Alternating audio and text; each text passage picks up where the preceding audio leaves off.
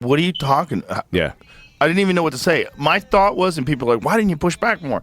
My thought was like, I'm just going to put this out there and let the internet do its work. Because there's nothing I can. The guy's saying there's no tapes, there's no video. That doesn't make any sense. Everyone knows it doesn't make any sense. Let's just. And then he didn't know about the Michael Baden stuff, the autopsy stuff, where it showed that he had 3 broken bones in his neck, which never happens when you hang yourself. Even when you like leap from somewhere with a rope around your neck and it snaps your neck, you never have 3 and he's broken in a prison bones. cell. He's not launching himself off the first floor balcony. The whole thing was nuts. And then he's like, well, we have a film. We're going to release that film. And the film has a fucking minute missing from it. Yeah.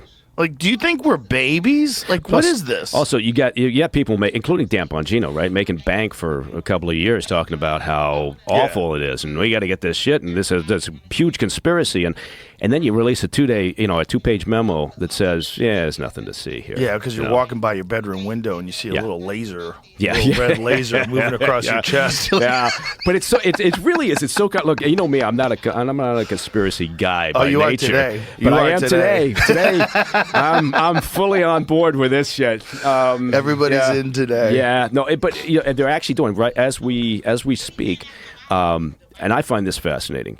Is that the Assistant Attorney General, Todd Blanche, is down in Florida for an interview with Ghislaine Maxwell, right? And she's serving 20 years in a Florida prison for sex trafficking, right? To who, though? What's that? To who? Well, he's down there to interview her. But I'm saying she's sex trafficked to who? She was a co-conspirator of Epstein's, right? But don't you have to have a person who you're sex trafficking to? Exactly. And they talked about the victims somewhat during her trial. It was it was a very difficult trial in the sense of, they're trying to protect certain victims and others were coming forward.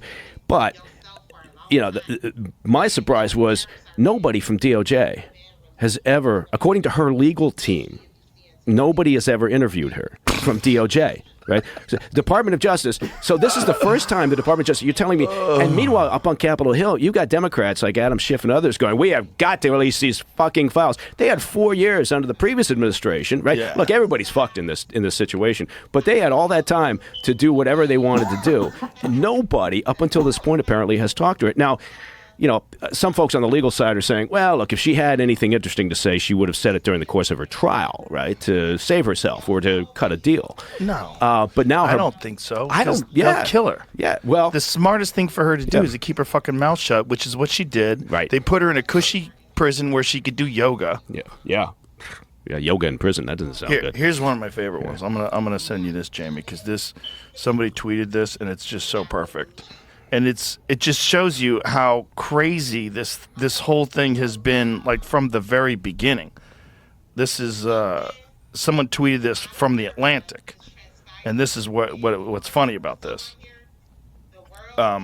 Check this out, Jamie. So it's these fucking people. It's like they all knew her. They all knew him. So many people knew him and knew her, and they're all pretending that they didn't, and no one knew it. Check this out. This is The Atlantic says.